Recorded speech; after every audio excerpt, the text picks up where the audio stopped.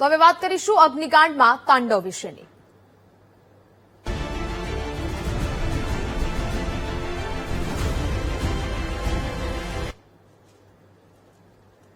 તો દિલ્હીમાં માલવિયા નગરમાં હોટેલમાં આગની ઘટનામાં સૌથી મોટો ખુલાસો થયો છે। હોટેલમાં લાગેલી આગમાં 18 જેટલા વિદેશી નાગરિકોના મોત થયા।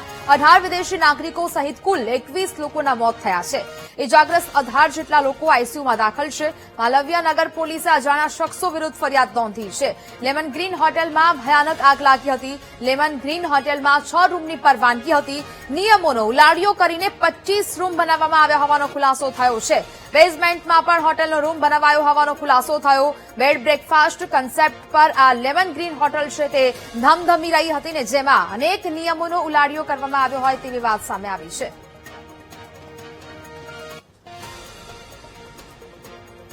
તો પીએમ મોદીએ પણ આ સમગ્ર મામલાને લઈને દુઃખ વ્યક્ત કર્યું છે। લેમન ગ્રીન હોટેલમાં 6 રૂમની પરવાનગી સામે 25 રૂમ હતા।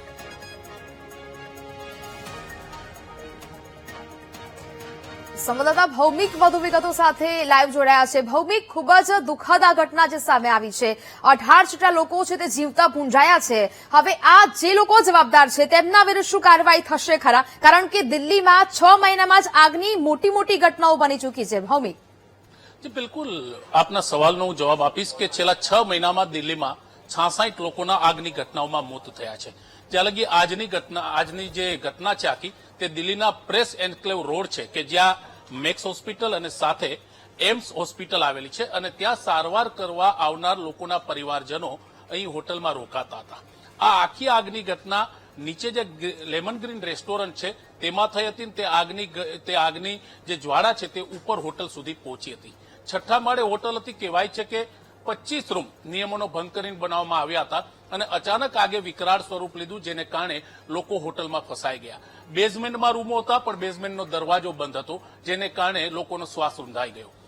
ફાયર બ્રિગેડ રેસ્ક્યુ ટીમો પહોંચે ત્યાં લગીમાં આસપાસના સ્થાનિકોએ મદદ કરી અને અનેક લોકોને રેસ્ક્યુ કર્યા, પણ કુલ 21 લોકોના મૃત્યુ થયા છે, જેમાં ઝામ્બિયા, બાંગ્લાદેશ અને મધ્ય એશિયા અને આફ્રિકાના વિદેશી નાગરિકો છે।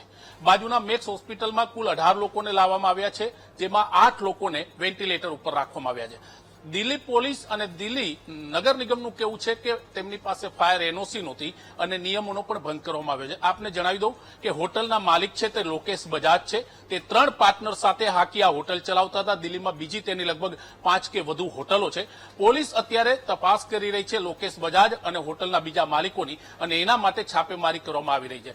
પણ 21 લોકોના મૃત્યુ થયા છે અને ખાસ કરીને જે વિદેશી નાગરિકો મૃત્યુ પામ્યા છે, આફ્રિકાથી આવેલો એક પરિવાર છે જેમાં 2 બહેનોના મૃત્યુ થયા છે અને એક બેનને રેસ્ક્યુ કરવામાં આવી છે। એટલે કે કહી શકાય કે જે રીતના આગની ઘટના હતી, કારણ કે અંદર જવાનો રસ્તો સાંકડો હતો, ત્યાં ફાયર બ્રિગેડ પહોંચી શકે એમ નહોતી, એટલે પાછળની બાજુથી અને આસપાસના વિસ્તાર જે છે બિલ્ડિંગો તેમાંથી કાચ તોડી અને રેસ્ક્યુ કરવાના પ્રયત્ન કરવામાં આવ્યા। પોલીસ ટીમો પહોંચે તે પહેલા અનેક લોકોએ પોતાનો જીવ ગુમાવ્યો હતો।